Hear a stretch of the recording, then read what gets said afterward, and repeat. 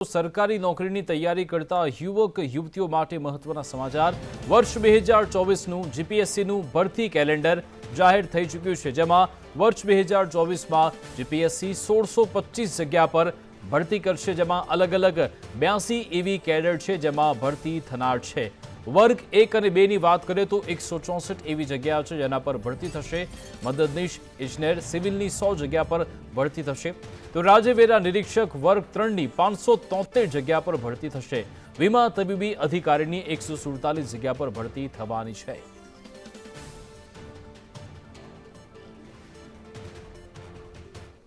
સમાચારમાં આગળ વાત કરીએ તો લોકસભા ચૂંટણી પહેલા ભાજપે મિશન વેલકમ શરૂ કર્યું છે। અલગ અલગ પક્ષના લોકો ભાજપમાં જોડાઈ ગયા છે, તેવામાં હવે ભાજપથી જ વિમુખ થયેલા અગ્રણીઓની પણ ઘર વાપસી થઈ રહી છે। કેશોદના પૂર્વ ધારાસભ્ય અરવિંદ લાડાણી ઘર વાપસી કરવાના છે। અરવિંદ લાડાણી 3 તારીખે કેસરીઓ ધારણ કરશે। 2022 વિધાનસભા ચૂંટણીમાં ટિકિટ ન મળતા તે અપક્ષ લડ્યા હતા, જોકે હવે તે ફરી એકવાર ઘર વાપસી કરશે। 3 ફેબ્રુઆરીએ કેસરીઓ ધારણ કરતા જોવા મળશે। હું પુનઃ ભારતીય જનતા પાર્ટીની અંદર પ્રવેશ કરવા માટે જઈ રહ્યો છું। હું અપક્ષમાંથી કેશોદ 88 વિધાનસભા સીટની ચૂંટણી લડ્યો હતો। મારા કાર્યકર્તાઓની સાથે મને ચૂંટણી લડવાનો આદેશ હતો એટલે લડ્યો હતો, અને આજે બધા કાર્યકર્તાઓ સાથે અમે મળી અને નક્કી કર્યું છે કે તમને લે તો જ મારે જવું। એટલે મને પ્રદેશની આગેવાનીમાંથી ફોન આવી અને મને સૂચના મળેલ હતી કે તમને ભારતીય જનતા પાર્ટીમાં લેવા છે, એટલા માટે હવે મને પાર્ટીની અંદરથી મંજૂરી મળી ગઈ છે, એટલે હું પાર્ટીની અંદર પુનઃ પ્રવેશ કરવા માટે જઈ રહ્યો છું। આ તરફ કોંગ્રેસે પણ લોકસભા ચૂંટણી માટે તૈયારી કરી છે અને આ વખતે ફરી એકવાર સિનિયર નેતાઓને લડાવી શકે છે ચૂંટણી। રાહુલ ગાંધીએ હાઈકમાન્ડને જ સિનિયર નેતા ચૂંટણી લડે તેવું એક સૂચન કર્યું છે। સિનિયર નેતાના ચહેરા સાથે કોંગ્રેસ મેદાનમાં ઉતરશે અને 5થી વધુ એવા સિનિયર નેતાઓ છે જેના આધારે લોકસભા ચૂંટણી લડાશે, જેમાં અર્જુન મોઢવાડિયાનું પણ નામ ચાલી રહ્યું છે, જે છેલ્લા એક સપ્તાહથી નામ એવું છે કે અર્જુન મોઢવાડિયા ભાજપમાં જવાના છે। તે પછી એવા સમાચાર કે અર્જુન મોઢવાડિયા કોંગ્રેસની ટિકિટ પરથી ચૂંટણી લડશે। સાથે શૈલેષ પરમાર, અમિત ચાવડા, પરેશ ધાનાણી, આ બધા એવા દિગ્ગજ ચહેરા કે જે લોકસભા ચૂંટણી લડશે, જેમાં જગદીશ ઠાકોર અને સિદ્ધાર્થ પટેલના નામની પણ ચર્ચાઓ થઈ રહી છે।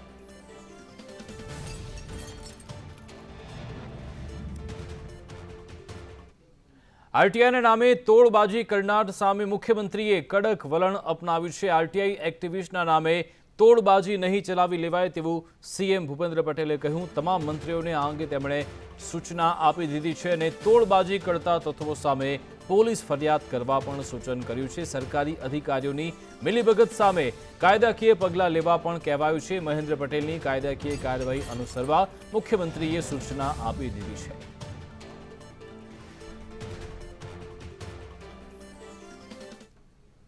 વડોદરા હરણી બોટ દુર્ઘટનામાં વધુ એકની ધરપકડ થઈ છે। પોલીસે અલ્પેશ ભટ્ટ નામના વ્યક્તિની ધરપકડ કરી।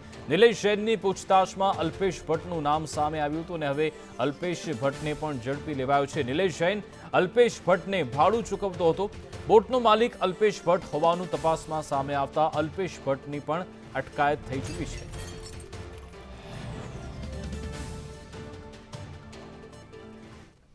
તો આખી ઘટનામાં હવે મનપાએ કાર્યવાહીનો દોર શરૂ કરેલો છે, તેવામાં સુરસાગર સ્થિત બોટિંગનો કોન્ટ્રાક્ટ પણ રદ કરવામાં આવ્યો છે। વડોદરા મહાનગરપાલિકા કમિશનરે આ કોન્ટ્રાક્ટ રદ કર્યો।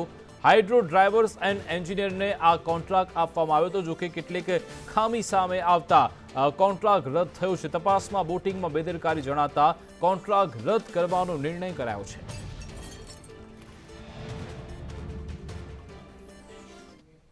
તો હરણી દુર્ઘટના બાદ પણ કોઈ બોધપાઠ લેવાતો નથી। વારંવાર ઘટનાઓ બની રહી છે, તેવામાં પાદરાની સાદરા પ્રાથમિક શાળાની ગંભીર બેદરકારી સામે આવી છે। વિદ્યાર્થીઓને પ્રવાસે લઈ જવામાં આવ્યા હતા, જોકે અહીંયા પણ તેમના જીવનું ધ્યાન નથી રાખવામાં આવતું, તો એવો એક વિડીયો સામે આવ્યો છે। વડોદરાથી જે વિદ્યાર્થીઓ છે તેમને સોમનાથ દરિયાકાંઠે લઈ જવાયા હતા, જોકે દરિયાની બિલકુલ નજીક તેમને બેસાડવામાં આવ્યા હતા અને અહીંયા કોઈ મોટી દુર્ઘટના પણ સર્જાઈ શકે છે અને જો કોઈ દુર્ઘટના સર્જાય તો જવાબદાર કોણ, તે સૌથી મોટો સવાલ છે। શાળા સંચાલકોને ડીઓની પરમિશન લેવાની કહેવામાં આવ્યું છે, જોકે કોઈ પણ પ્રકારની પરમિશન લેવામાં નથી આવતી। આજે ડીઓએ પણ કહ્યું છે કે આવા જે શાળા સંચાલકો છે તેમની સામે કડકમાં કડક કાર્યવાહી કરવામાં આવશે। પાદરા તાલુકાના સાદર ગામના વિદ્યાર્થીઓ પ્રવાસ માટેની 25/1/74થી મંજૂરી આપવામાં આવેલ છે. એ પ્રવાસ શરતોને આધીન મંજૂરી આપવામાં હોય છે. પ્રવાસ સંપૂર્ણ સલામત રીતે થાય, વિદ્યાર્થીઓની સંપૂર્ણ સલામતી જળવાય, તમામ બાબતોની યોગ્ય ચકાસણી કરવાની હોય છે. એ પ્રમાણે આયોજન કરવાનું હોય છે અને એ પ્રમાણે કોઈ અનિચ્છનીય બનાવ ન બને તેની પણ તકેદારી શાળાએ શિક્ષકોએ રાખવાની હોય છે. આ ઉપરાંત વધુ ઊંચાઈવાળા, ઊંડાણવાળા, પાણીવાળા તેમજ દેખીતા જોખમી સ્થળોએ પ્રવાસ કરવાની મંજૂરી આપવામાં આવેલ નથી. તમામ શાળાઓને સૂચના આપવામાં આવશે. કોઈ પણ પ્રવાસ કરો તો આવા સ્થળો ન લેવા. એ ઉપરાંત દેખીતી રીતે જે જોખમી છે એવી સ્થળોની મુલાકાતનો આદેશનો ભંગ ન થાય એની શાળાઓએ તમામ તકેદારી રાખવી અને શક્ય હોય તો ટૂંકો પ્રવાસ કરાવવો.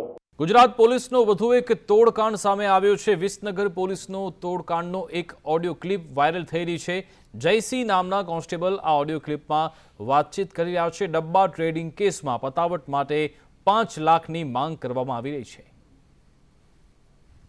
એટલે હવે એ વસ્તુમાં જેવું છે કે હવે એ વસ્તુ હું મંત્રીજીને વાત તો કરવાનું જ છું. અત્યાર સુધી આપણે નતું કર્યું. બરાબર. એટલે કદાચ એવું હોય ને તો કદાચ તમને બોલાવવાનું થાય તો હું ફોન કરે કદાચ. એમ નહીં, પણ મને ઉકા વચ્ચે નો હોત તારે એમ કહ્યું સાહેબ નું રૂબરૂ મળો તારે. મારા તો સિસોદિયા સાહેબ ને બિલકુલ મળવું નહીં. મને 5 લાખ રૂપિયા નહીં હાલત મને ફરક નહીં પડતો. ભલોમન માટે એમને ત્યાં બોલાયો. હું ત્યાં જગ્યા ઉપર જ્યું. મને કે વિષ્ણુજી યારો આપણે ગાડીમાં તમારે વાતચીત કરી લઈએ. અને વાતચીત કરવાના બોને સીધી પોલીસ સ્ટેશન ગાડી લાયા અને પછી કે સીસીટીવી ફૂટેજ છે. આ તો ખોટું જ કહેવાય સીધે સીધું. એમ નહીં, પણ તમે મને કે વચ્ચે લે હું લેવા ખાવા આગળ મળી જવું નહીં કહું એમ નહીં, પણ મારા કોઈ લેવા દેવા ખરું એમ કહો. તમે ખાલી સિસોદિયા સાહેબ ને એટલું ફોન દ્વારા કહી દો કે કોઈ માણસ તું કહી દો કે ભાઈ વિષ્ણુજીના જે વાય મીડિયા આપણે 5 લાખ લીધા હતા ને એ હોજ સુધી પાછા આલી દો. હું તો કહું યાર, તો રૂબરૂ કહું, વાત કરો. વાત સાચી તમારી. સમાચારમાં આગળ વાત કરીએ તો રાજકોટમાં સેફટી વગર કામ કરતા શ્રમિકોનો વિડીયો વાયરલ થઈ રહ્યો છે. મહાનગરપાલિકાની બિલ્ડિંગમાં જ શ્રમિકો કામ કરી રહ્યા છે. કોઈપણ પ્રકારની સુરક્ષા વગર કામગીરી થઈ રહી છે. મહાનગરપાલિકા સુરક્ષાના સેફટીના દાવા કરે છે, પરંતુ આ તમામ બાબતો ફક્ત કાગળ પર જ છે. વારંવાર આવી ઘટના બનતી હોય છે. ગઈકાલે જ રાજકોટમાં જે ઘટના બની તે જેમાં એક શ્રમિકનું મોત થયું હતું. ગુજરાતમાં અલગ અલગ ક્ષેત્રમાં આવી ઘટના બનતી હોય છે. જ્યાં બાંધકામ સાઇટ હોય છે ત્યાં તમામ પ્રકારના સુરક્ષાના સાધનો સાથે કામ કરવાનું હોય છે. જોકે આવી કોઈ દરકાર રખાતી નથી ને પછી અંતે મોત થતા હોય છે શ્રમિકોના. તો દ્વારકા શહેરમાં અચાનક વાતાવરણમાં પલટો આવ્યો અને વરસાદની શરૂઆત થઈ. સવારથી જે વાદળછાયું વાતાવરણ હતું અને અચાનક અહીંયા કમોસમી વરસાદ વરસવા લાગ્યો છે. અચાનક જ વાતાવરણમાં પલટો આવ્યો અને વરસાદની શરૂઆત થઈ.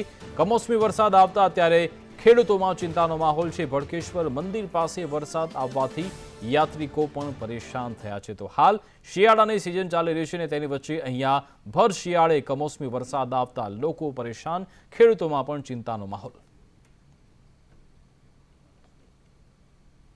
આ તરફ અમદાવાદ ગ્રામ્યમાં વીજ બિલની ઉઘરાણી બાબતે હુમલો થયો છે. યુજીવીસીએલ ટીમના ઇલેક્ટ્રિકલ આસિસ્ટન્ટ પર હુમલો થયો. વિરમગામ શહેરના મહાલક્ષ્મી પોળનો આ બનાવ છે, જ્યાં વીજ બિલની ઉઘરાણી કરવા જતા રહીશે માર માર્યો તો યુવકને સારવાર અર્થે હોસ્પિટલ ખસેડાયો છે. મોરબી મચ્છુ 2 ડેમમાં પ્રદૂષણ મામલે ડેમ અધિકારી સહિતના કાફલા ડેમ સાઇટ પર પહોંચ્યા હતા. કાળા કલરના પાર્ટિકલ કિનારા પર જોવા મળ્યા. જેપીસીબીની ટીમ પણ ડેમ પર આવવા રવાના થઈ છે. આ કાળા કોલસા જેવું જે કેમિકલ જેવું જે દેખાય છે તે પ્રાથમિક દ્રષ્ટિએ તપાસ કરતાં નર્મદાની કેનાલ થ્રુ આવેલું હોય એવું તો જણાય છે અને સદર ઘટનાને પગલે જીપીસીબીની ટીમને જાણ કરવામાં આવેલી છે અને હાલ તપાસ કરી અને આગળની કાર્યવાહી કરવામાં આવશે. નવસારીમાં સંદેશ ન્યૂઝના અહેવાલની અસર થઈ છે. ગેરકાયદે ખનન પ્રવૃત્તિ ઉપર રોક લાગી ગઈ છે. પૂર્ણા નદીના પટમાં ખનન પ્રવૃત્તિ ચાલતી હતી. સંદેશ ન્યૂઝે આ અંગે અહેવાલ પ્રસારિત કર્યો અને સ્થાનિક તંત્ર દોડતું થયું અને હવે અહીંયા ગેરકાયદે ખનન પ્રવૃત્તિ પર રોક લાગી ગઈ છે. વિજિલન્સ તપાસના આદેશ પણ આપી દેવાયો છે. સંદેશ ન્યૂઝના અહેવાલ બાદ આ આદેશ આપવામાં આવ્યા. ટાઇટલ ડેમની આડમાં જ અહીંયા ખનન પ્રવૃત્તિ ચાલતી હતી. વિજિલન્સ ટીમ તપાસનો રિપોર્ટ હવે કમિશનરને સોંપશે.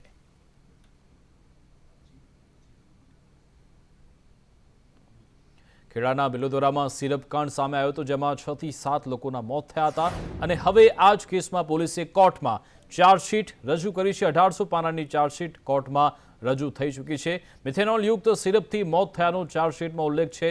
પોલીસે આ કેસમાં 8 આરોપીની ધરપકડ પણ કરી છે. કુલ 8 આરોપીઓની ધરપકડ, તમામ આરોપીઓની વિરુદ્ધના મજબૂત પુરાવા મેળવી નામદાર કોર્ટની અંદર આશરે 1800 પાનાની ચાર્જશીટ રજૂ કરવામાં આવેલી છે. મોતના સાચા કારણમાં આપણે જે FSLમાં જે સેમ્પલ મોકલેલા, જેની અંદર જે સેનિટાઈઝરના સેમ્પલ હતા એની અંદરથી મિથેનોલની હાજરી મળી આવેલ છે અને એ જે સેનિટાઈઝર છે એનો સિરપ બનાવવામાં ઉપયોગ થયેલ છે. એટલે મૂળ કારણ મિથેનોલનું છે. PM નોટની અંદર પણ મિથેનોલ પોઈઝનિંગને કારણે ડેથ થયું હોવાનું જણાઈ આવેલ છે. સુરતના જહાંગીરપુરામાં પાડોશી યુવકે જે દુષ્કૃત્ય આચર્યું, 15 વર્ષીય સગીરાને રૂપિયાની લાલચ આપી દુષ્કૃત્ય કર્યું. સગીરા ગર્ભવતી થતાં આખો મામલો સામે આવ્યો હતો. માતાએ દીકરીની પૃચ્છા કરતા હકીકત બહાર આવી. જહાંગીરપુરા પોલીસે દુષ્કર્મ કરનાર આરોપીની ધરપકડ કરી છે. એમાં હકીકત એવી છે કે ગઈ 29/1/2024ના રોજ આ કામના જે ફરિયાદી જે છે એ જહાંગીરપુરા પોલીસ સ્ટેશનમાં આવે છે અને પોતાની ફરિયાદ હકીકત જણાવતા એવું કહે છે કે પોતાની જે સગીર વયની દીકરી જે છે એનો પેટમાં દુખાવો થતો હોય અને વોમિટિંગ થતું હોય, એને એ જે સગીરાના વિશ્વાસમાં લઈ અને પોતાની દીકરીની પૂછપરછ કરેલી, તો એને પોતાની સાથે અઘટિત દુષ્કૃત્ય થયું છે તેવું પોતાની માતાને જણાવેલ. જેથી આ કામના ફરિયાદી બેન એ જે સગીરા ભોગ બનનાર જે છે એમને સાથે લઈ અને જહાંગીરપુરા પોલીસ સ્ટેશન આવતા, જેથી જહાંગીરપુરા પોલીસ સ્ટેશનમાં બળાત્કાર અને પોક્સોની એક્ટ હેઠળ ગુનો દાખલ કરવામાં આવેલ. અને આ કામે જે આરોપી જે છે આલમગીર મિયા હનીફખાન પઠાણ, તપાસ દરમિયાનમાં એને પણ અટક કરવામાં આવેલ છે. રાજકોટવાસીઓને બજેટમાં કોઈ રાહત નથી મળી. ખર્ચનો ભાર જનતાના માથે નાખવામાં આવ્યો છે. રાજકોટમાં પાણી વેરામાં વધારો કરાયો છે. પાણી વેરામાં 100 રૂપિયાનો વધારો કરાયો. ઘરે ઘરેથી કચરો ઉપાડવાના ચાર્જમાં પણ વધારો થયો. મહાનગરપાલિકાએ 2817 કરોડનું ડ્રાફ્ટ બજેટ રજૂ કર્યું છે. મહાનગરપાલિકા કમિશનર આનંદ પટેલે આ બજેટ રજૂ કર્યું હતું. વર્ષ 2023-24ની જો આપણે વાત કરીએ તો વર્ષ 2023-24નું જે બજેટ હતું એ 2638 કરોડનું હતું. આ વખતનું આપણું જે પ્રસ્તાવિત બજેટ છે એનું કદ 2818 કરોડ જેટલું રહે છે. 2023-24ના આપણા જે રિવાઇઝ અંદાજો છે એ લગભગ 2472 કરોડ જેટલા રહે છે. જો ડિટેલ એની આપણે બજેટની આપીએ તો મહેસૂલી આવકની જો આપણે વાત કરીએ તો જે પ્રસ્તાવિત આપણી આ મહેસૂલી આવક છે બજેટમાં એ રૂપિયા 1021 કરોડ જેટલી મહેસૂલી આવક છે. દ્વારકામાં સંદેશ ન્યૂઝના અહેવાલની અસર થઈ છે. મોડે અહીંયા ગુજરાત મેરીટાઈમ બોર્ડ જાગ્યું. દ્વારકામાં 16 બોટ માલિકો સામે ફરિયાદ દાખલ થઈ છે. લાઈફ જેકેટ પહેરવા મુદ્દે GMBએ કાર્યવાહી કરી. ગુજરાત મેરીટાઈમ બોર્ડે 16 બોટ સસ્પેન્ડ કરી છે અને સસ્પેન્ડ કરી દંડ પણ ફટકારવામાં આવ્યો છે. નિયમોને બાજુમાં મૂકી અહીંયા બોટ ચલાવવામાં આવતી હતી. અહીંયા આવનારા જે પ્રવાસીઓ છે તેમને લાઈફ જેકેટ નહોતા પહેરવામાં આવતા. આ અંગે સંદેશ ન્યૂઝે અહેવાલ પ્રસારિત કર્યા બાદ હવે GMBએ કાર્યવાહી શરૂ કરી છે.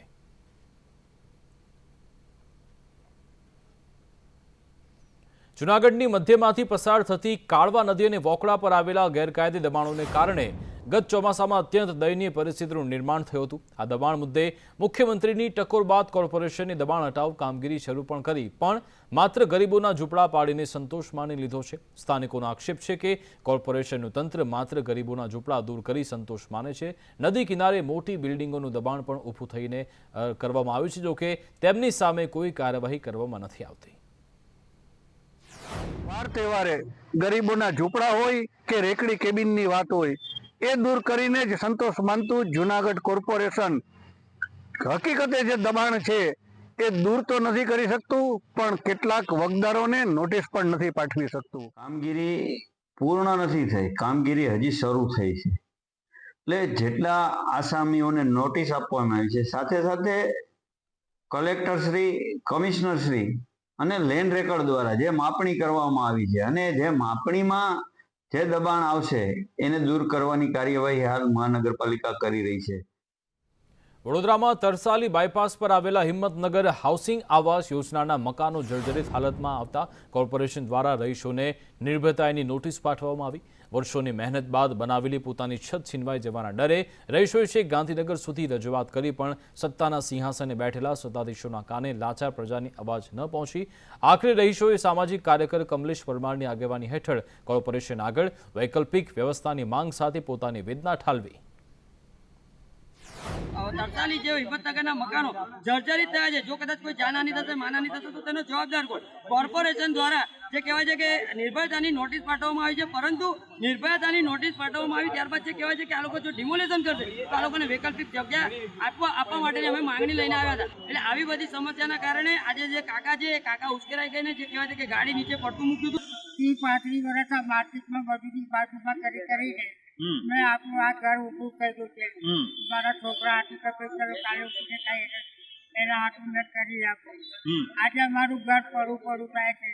અમે 3 વર્ષ પહેલા માર્કેટ પોલીસ ચોકની બાજુમાં મારો એક્સિડન્ટ થયો. હું પગે લાચાર છું. આ લોકો કોઈ અમારું નહીં ચાહતા તો ગાડી નીચે હોવી જોઈએ એમ કેવું કરશે. તો બેવડી ઋતુની અસરે રોગચાળો વધાર્યો છે. વર્તારાની અસરની અવસર સરકારી હોસ્પિટલમાં જોવા મળી રહી છે. અમદાવાદ શહેરમાં વાયરલ ઇન્ફેક્શનના કેસ વધ્યા. અસારવા સિવિલ હોસ્પિટલની વાત કરીએ તો અહીંયા પણ વાયરલ ઇન્ફેક્શનના કેસ વધ્યા છે. હોસ્પિટલમાં રોજની ઓપીડી 1200 ને પાર નોંધાય છે. વાયરલ ઇન્ફેક્શનના કેસ પણ વધ્યા છે. એટલે આમ એવું કહેવાય જઈશ કે આ સમયમાં બાય એન્ડ લાર્જ આપણે જોઈએ છે તો વાયરલ ઇન્ફેક્શનના કેસીસ જોવા મળતા હોય છે. ડેન્ગ્યુ મલેરિયાના કેસીસ ઘટે છે. ઝાડા ઉલટી ગયા મહિને 160 લોકોએ સારવાર લીધી અને ડાયરિયા વોમિટિંગમાં 140 લોકોએ સારવાર લીધી, જે એના આગલા મહિનાના કમ્પેરમાં લગભગ બાય એન્ડ લાર્જ સરખા છે. પણ બાકીના બધા જે રોગ છે એના ઉપર એવું કહીશું કે અત્યારે હાલ કંટ્રોલ છે. શરદી ખાંસી તાવ હોય તો અર્લી ફેઝની અંદર આપણે એને ડિટેક્ટ કરાવી અને ડૉક્ટરની સારવાર ચાલુ કરશું તો હું માનું છું ત્યાં સુધી સિવિલમાં ઇમરજન્સીમાં આવવાની જરૂર નહીં પડે કોઈ પણ વ્યક્તિને. સમાચારમાં આગળ વાત કરીએ તો બાળકોમાં નાનપણથી જ ટ્રાફિક વિશે સમજ આવે તે માટે કારડીબાગના ભૂતળી ઝાપા ટ્રાફિક ડીસીપીની ઓફિસ પાસે બાળકો માટે ટ્રાફિક ગાર્ડન બનાવાયો છે, જ્યાં બાળકોને ટ્રાફિકને લગતી તમામ માહિતી આપવામાં આવશે. અહીંયા ટ્રાફિકને લગતી તમામ સાઇન દ્વારા બાળકોને ટ્રાફિકને લગતી માહિતી મળી રહેશે. આ ગાર્ડનમાં પ્રોજેક્ટર રૂમ પણ બનાવાયો છે, જ્યાં ટ્રાફિકને લગતી શોર્ટ ફિલ્મ બતાવાશે. બાળકોને ટ્રાફિક નિયમો સમજાવવા 10 પોલીસ જવાનોને પણ તાલીમ અપાઈ. આ માટે ટ્રાફિક એક્સપર્ટની મદદ પણ લઈ તેમને ટ્રેનિંગ આપવામાં આવી રહી છે. બાળકો માટે નાના બાળકોના ટ્રાફિકના અવેરનેસ કરવા માટે એક ચિલ્ડ્રન ટ્રાફિક પાર્કના અહીંયા આજે ઇનોગ્રેટ કરવામાં આવેલા છે. એ ખૂબ સરસ મજાના એક જો ટ્રેક બનાવવામાં આવેલા છે. જ્યારે બાળકો અહીંયા આવે અને પછી પૂરા ટ્રેક પર ફરે તો એના ખ્યાલ આવી જશે કે કઈ પ્રકારના સાઇનેજ, કઈ પ્રકારના જે ચિહ્નો છે, કઈ શા માટે જો લગાવવામાં આવે છે રોડ ઉપર જો એના બી એના જ્ઞાન થશે. જામનગરમાં engineering expert promotional council Ahmedabad અને Jamnagar chamber of commerce and ઇન્ડસ્ટ્રીના સંયુક્ત ઉપક્રમે એક માર્ગદર્શક સેમિનાર યોજાયો, જેમાં મોટી સંખ્યામાં વેપારીઓ અને ઉદ્યોગકારો જોડાયા.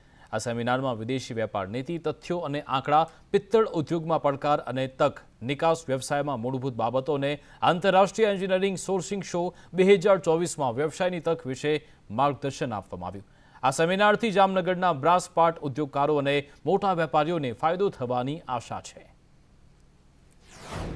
આ સેમિનાર યંગસ્ટર્સ માટે બહુ જ ફાયદાકારક હતો, કારણ કે જે એક મિથ છે કે એક્સપોર્ટ કરવાથી પ્રોબ્લેમ્સ ઘણા બધા આવતા હોય, પણ આ સેમિનાર એટેન્ડ કરી અને એ મિથ દૂર થઈ જાય છે. અને જે ચેલેન્જીસ આવે છે એને કેવી રીતે આપણે ભેગા મળીને આપણે આગળ વધી શકીએ એના માટે બી આ સેમિનાર હતો. EPC આવા સેમિનાર કરતા રહે છે અને યંગ એક્સપોર્ટર્સ છે જેને આગળ આવવું છે એના માટે આ એક પ્લેટફોર્મ બહુ સરસ પૂરું પાડ્યું. અને જામનગર ચેમ્બર ઓફ કોમર્સ અને EPCના જોઈન્ટ હેન્ડ્સ સાથે આ સેમિનાર બહુ જ સરસ અને સક્સેસફુલ હતો. Specially Jamnagar chamber of commerce, EPC India એ એક ઉપક્રમે એક પ્રોગ્રામ અરેન્જ કરવામાં આવ્યો હતો. સ્પેશિયલી જે નાના મોટા બિઝનેસમેનો છે કે જે એક્સપોર્ટ એન્જિનિયરિંગમાં એ લોકો જે પ્રોબ્લેમ ફેસ કરે છે, તો એ લોકોનો જે ચેલેન્જીસ છે એને ઓપોર્ચ્યુનિટી તરફ કેવી રીતે લઈ જવા, એ જે બિઝનેસમાં જે ક્યાંક ને ક્યાંક એ લોકો પ્રોબ્લેમ ફેસ કરે છે એક્સપોર્ટ ઇન્ટરનેશનલ ટ્રેડમાં, તો એ જે પ્રોબ્લેમ છે એને સોલ્વ કરવાની ટ્રાય કરવામાં આવી હતી. અને આ એક આપણો મેઇન પર્પઝ હતો કે જે લોકો ડરે છે કે ભાઈ ઇન્ટરનેશનલ માર્કેટમાં આવવા માટે ડરે છે, તો એ લોકો ડરે નહીં અને એક આગળ વેથી એક બિઝનેસ કરે એના માટેનો આખો પ્રોગ્રામ અરેન્જ કરવામાં આવ્યો હતો.